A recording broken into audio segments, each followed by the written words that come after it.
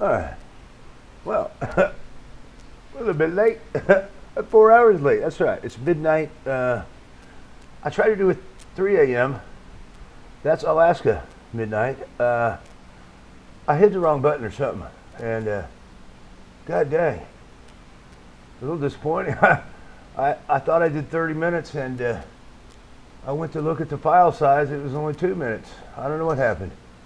Anyway, we'll try again. It's what's to the west of Alaska?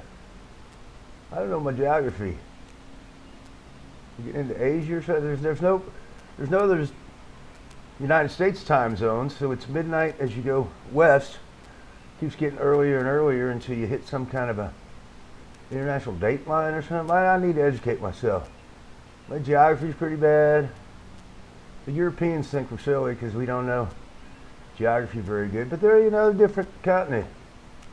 Europe is it's a bunch of little small countries, kind of like almost like states. We got 50 states, and we're huge. Australia's huge. They have like states or provinces. Canada, huge. It's got 12 provinces, and I thought I was going to make it up there. Wasn't meant to be. Toronto happened. Flag waving, Hoff waving. Today at between 11 and 3. I haven't had a chance to see if there's any footage of it or anything. Anyway, my Facebook is permanently suspended, so I'm just I'm putting these up on Hoff Crazy, my web channel, Team Hoff Stream. I don't know. I missed yesterday, but I'll be flexible about this. Even the midnight thing. It's 4 in the morning, really, but it's midnight and just to the west of Alaska, whatever time zone that is. So just hit the button. I had to use the restroom, and I didn't quite have time. It was 4:01 when I hit the button. So what are we talking about? Spontaneity. Where do we go? I don't know. I went down to the Double Nickel.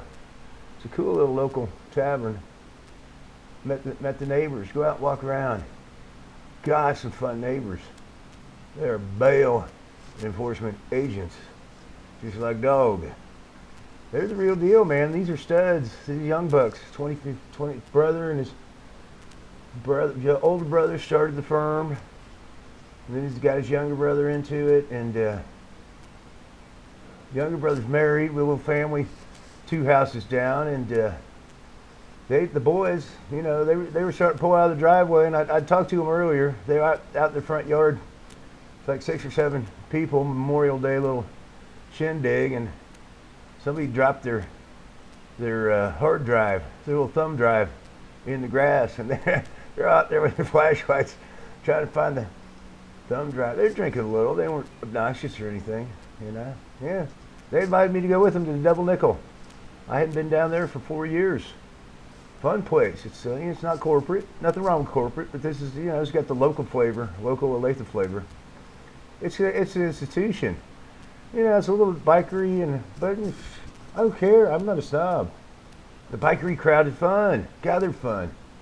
Loose. It's karaoke night. I got up there and did some JC.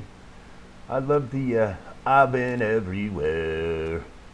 I know that one pretty good, and with the prompter and all those city names, I know the rhythm of the song, and the only thing that slows me down is I can't catch my breath. My breathing's not quite right to perform that song as well as it should be. I need to practice where you take your breaths. That's incredibly important on that song. You've been to Winnemucca, it's all those, it's probably 70, 80 city names. It's a fun song. I've been everywhere. Johnny Cash, Men in Black. Guy was a good one. Johnny, we miss you. June Cash, she's still putting around, isn't she? I've got to find out of him. I'm in a country music jag. We have a station here, 104.3, and I'm just resonating to country music right now. I've gone through these phases, and I don't really have a genre. I'm gonna sneeze. I generally when I lived in Los Angeles and I was doing the Baywatch for 198 episodes, they have a really cool station there called The Wave 94.7, and it's I think they describe it as new age. It's like soft jazz and some Dave Grusin and a lot of musical stuff, but it's a real eclectic mix, and I loved it. So long ago, 25 years ago, and I've been rediscovering some of those kind of new agey songs. Annie was big on that station. I love her. Very angelic, heavenly sounds. I need to listen to more but right now it's country. And I always loved Willie and Toby, Beer for My Horses. That one came on at just the right moment, just as I was pulling into my parking space in back. We have a little alley back there. It's very, very charming. Olathe's got a lot of history. This house was built in 1900. It's been divided into 4 little cute apartments, but it's got all the door casings, and it's very quaint and 120 years old. Now the house next door is 1916. I might talk about this. I probably will. This is a biggie. I hope this happens. I have a dream. He's been working on that, rehabbing and renovating that house for 10 months. The fellow that lived there, and I met the neighbors. They were telling me about who lived there. Some kind of genius lived there, and he died, I guess, and his brother sold the house to Toby. Toby's kind of a flipper, but he's a perfectionist. Man, that house has so much craftsmanship from that era. Everything's preserved, casings and built-ins, and he has put so much perfection into his renovation. It's immaculate. And I had this incredible dream today. My mother and father were blue collar, but they worked hard and they saved. Probably they saved 20-25% of every dollar they ever made. They were frugal. And they just tucked it away. And at the end of their lives, both of them had substantial estates that they left behind, and it's sitting in a trust, big old chunk, not big, but it's not even $1 million money, but it's a big substantial chunk, and it throws off an income. And that's what I live on right now. After my father died a couple of years ago, the income from the chunk that he got in the trust, it gets put into stocks and bonds and notes, and it throws off dividends and interest, and the big chunk, that's called the principal. You don't touch that, but the earnings that it generates, that I'm the beneficiary of that. That's why it fluctuates so much. It's like January's it's probably like half my income in January, and then the rest of the months, you never know. It's like you can do it monthly, quarterly, and I have to be very, very diligent about attentiveness to my money. That's what my parents were so good at, attentiveness. That is a trait that our gadget-laden society has lost, is deep focus, attentiveness to one thing at a time. And I very seriously intend to bring back that habit. All of these gadgets and distractions, they've not been good for our consciousness. We're not meant to scatter ourselves all over the place. We're meant to pay deep attention to one thing at a time. That's why I stare at this camera. I didn't turn my phone off, but if it rang right now, and it doesn't, I don't get that many phone calls, I would ignore it, because I'm doing this right now, and it's a habit you have to develop. Just deeply pay attention, and if you do that, if you give the stuff is interesting. If you're flitting all over the place, you're not deep focused. You're like doing that for 5 seconds. That's not interesting. You need to pay attention to one thing for. Read a book for 50 minutes solid. Don't just do, it's flexible, but let's bring back that habit of deep focus. It's in very short supply, and there's so many activities that will not achieve excellence unless you bring the habit of deep focus to them. So, pretty passionate about that right now. One thing at a time. And then, when it's time to not pay attention, then I let it go elsewhere. And then sometimes it's time to just sit. You just sit. And you let you talk to you, say, hey, what's going on down there? And you just, that's the freedom to, focus. It takes a lot of energy. So, you need to relax. I'm not going to focus on anything. I'm just going to sit here and close my eyes. And, you'll start hearing stuff, or your imagination will start going. Who knows? You don't have to steer it. You just relax and let your attention go to what it will. It'll probably go to memories. Who knows what your heart wants to think about. Just let it go. And then you'll get an idea. It's, you'll think of something you need at the store, and have your list ready. Be organized. That's a big deal. Is to get your house in order. Clean up your room. I'm a big Peterson. Dr. Peterson, man, he's got such wisdom. Give him a shot. Listen to his online stuff. He's so wise. Very high character man. So elegant and thoughtful with his words and his speech. Now, his big things, tell the truth. Don't be a BSer. Tell the truth. Be deliberate. Don't say things you don't mean. Don't butt kiss people, Say what's real. Be very aware what's real. That's where the magic is. I used to be so BSy and stroke people and blow smoke up their backsides and, do all that performance stuff. It's dead end. It won't get you anywhere. You get real. You get to say, don't do anything. Don't say anything don't do it to perform or impress or stroke somebody. Say something authentic. And be tactful, How do I look in these jeans? Wow. Be honest. Find something good. Find something good. I had a forensics teacher. Forensics is like getting up in front of people and doing informative speeches and improvisational speeches and dramatic readings, and it's like speech class. And we'd get up there. It was a very popular class, very popular teacher. And God, it was like the administrators allowed like 55 people in there. It was packed. We'd get up there and you do your thing, whatever you did. I like to do informatives. I did a thing on skateboarding because I was really into Southern California beach culture, and Kansas doesn't have much of that. So I had an aunt that lived in Southern California. I got to go out and see her in the summers, and they used to have these clothing brands, OP shorts and Hang 10 shirts, and they had these brands that were only in California or Florida, and nobody had them in Kansas. And Vans tennis shoes. I felt like such a big shot. She'd sometimes on my birthday she'd send me swimming trunks from like board shorts. Nobody had board shorts in Kansas City. I thought that was so cool. I just fell in love with Southern California beach culture. Had no idea why. And look where I ended up. I ended up on a beach show. That was like a foreordained or something, because the next door neighbor got a skateboard. I never given skateboards much thought, and I just got obsessed and fascinated with skateboards.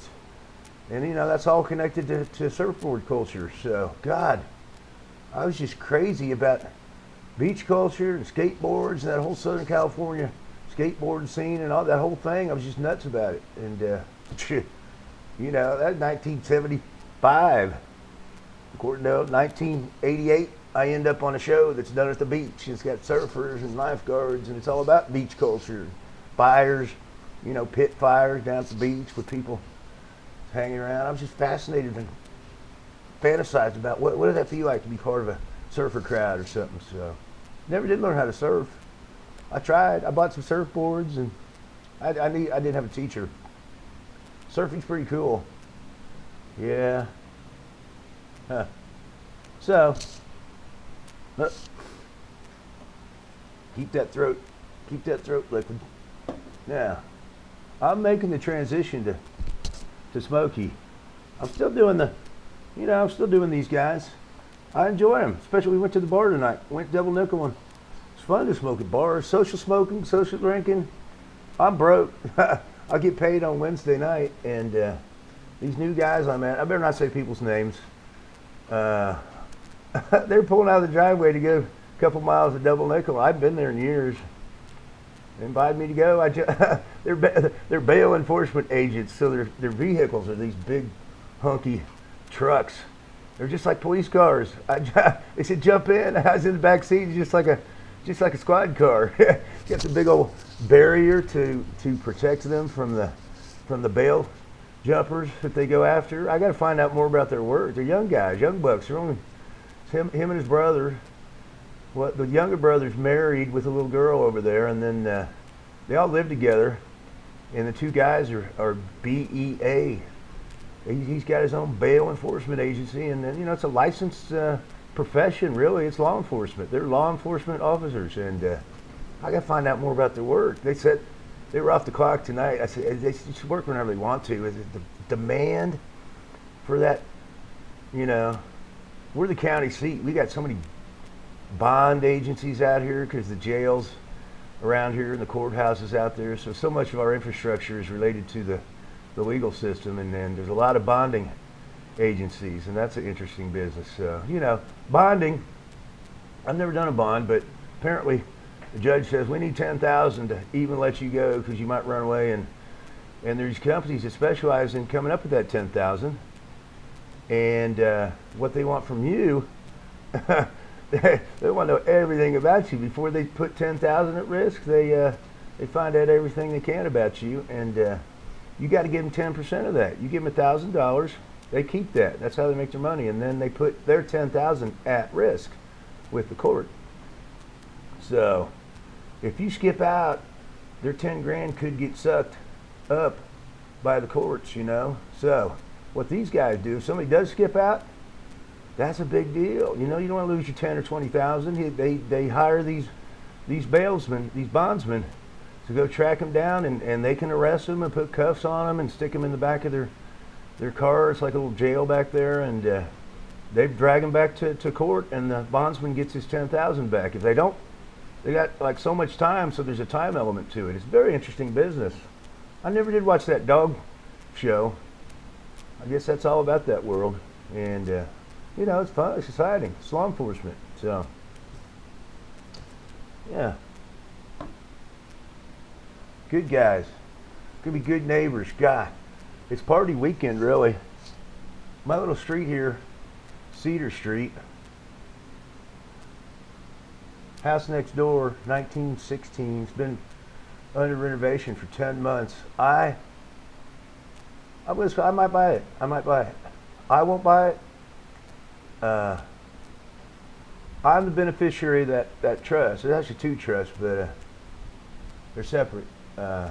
Modest income. It doesn't throw off that much, but there's a big old chunk of principal, and I have some say over where that principal goes. It's enough to buy a home, and I'm going to go down to the trustees. They're the ones that make the decisions about where the assets. It's usually all in stocks or bonds, or they stick it all over the place, so it's not all in one basket. I'm going to go down and say, man, I want the trust to own this house there, because my mom would want me to be able to live in that house. And I want to live in that house. I think the trust should buy that house. The trust will own it because it is a legal entity unto itself. So it's an investment for the trust. And these homes in this area are going to skyrocket with what's going on down here. I bet you anything it will double in value in the next 7 years. So I'm going to go make a big pitch to the trustees. You say, see all that big old chunk of money sitting there, and you just got it sitting in stuff earning 1%. You stick it in this house. For the next 7 years, it'll get 10% every year appreciation. You're responsible. They're called fiduciaries. You are responsible for making that nut grow. And you're sitting at 1%, it ain't going to grow at 1%. You got to stick it in a little real estate. We don't own any real estate, so I'm going to go down there and try to convince them to buy it cash. There's enough money in there to easily to buy it cash. This house next door, and I already approached Jody, the guy that's rehabbing. I said, you think about this for a few days. You name a number, and he is such a high character man. He'll give me a fair number. I said, whatever number you say, you know exactly all the time, money, and sweat, energy you put into this house. You said, you give me a number that feels fair. I trust him. I can tell. I can feel him. Very honorable guy. I can tell. You give me a number, whatever it is. I won't use the real numbers, but it's, You say the number that feels fair to you to cover all your expenses, and you deserve to make some money for all your hard work. And you give me that number, I'll take that number down to the trustees and say, man, I want, boom, this number for the trust to buy that house, and I want to live in it. My mom would want that with the hard work she did and saved all that money. My mom wanted good stuff for me, so we'll see what they say. I don't know. Well, I'll keep you posted. I hope I get the house. It's a gorgeous house. I've never owned a house. I've always just been a ding-a-ling renter. I never had it together enough to, you got to save a down payment and all that stuff. I've never been very mature. So hopefully I won't even own it. The trust will own it, and the trust will pass on to my legacy, to my ancestors. I don't know what's people coming after you? My ancestors before me. What are the ones after you called? Your offspring? I do have a son. It pass on to him, I guess. Trust. Look into them. It's my understanding you do that it protects the money, assets. It's not that much different than a will, but there's special provisions within trusts that make them have a lot of advantages over wills when you're going to leave assets behind. So, you always hear about trust fund babies. Most trusts are not millions of dollars. Most trusts by middle class people aren't even $1 million. So, but you get a high six figures, that throws off a lot of income. Not so much now because interest rates are so bad, but a lot of it's in stocks and they give dividends, and it throws off comfortable income for me. It's unpredictable income, but over the course of a year, I kind of know how much I'm going to earn, so I have to just be very careful and attentive. Be attentive. All right. I don't think we're going to do too much. Hoff waved the flag today. I'm not up there. What I want to do is I want to figure out where they're going to be Thursday. Where are they going to be? In Atlanta? If I get a good paycheck on Wednesday night, I'm going to Atlanta, I think. I got to check the schedule. I'll show up in Atlanta with Guppy, my GoPro, and Skippy, and we'll get some footage. We won't get the whole thing, but we'll get the last 3-4 days or something. That's the plan. Go to Atlanta. I'll find out where they're going to be on Thursday. I'll drive all day Thursday to wherever they're going to be Thursday night. And I'll shoot Friday, Saturday, Sunday. I'll go down to Key West, Miami, Key West, back to Miami, and I'm sure there'll be all kinds of parties at the end of this thing. So I'll get some footage, just not the whole week. Gumball's coming. If it's meant to be, it'll be. So let's leave it at that. Hoff waved the flag. I'll find out more about what happened today in Toronto. They're supposedly on the road down to Indianapolis. They should be in Indianapolis right now, partying. I'm gonna pull up the news and see if there's any reporting on wild parties in Indy. I think they're out at the Speedway or something. So, all right, guys. I hope to see you tomorrow. Glad you came, and we'll call it. Yeah, it's like 25 minutes. That's perfect. All right. Good night. Ah. Ah. Ah.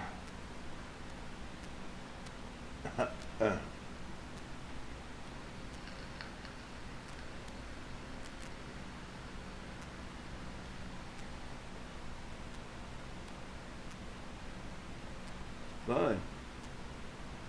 Tasty. Shit on your throat. Oh, excuse me.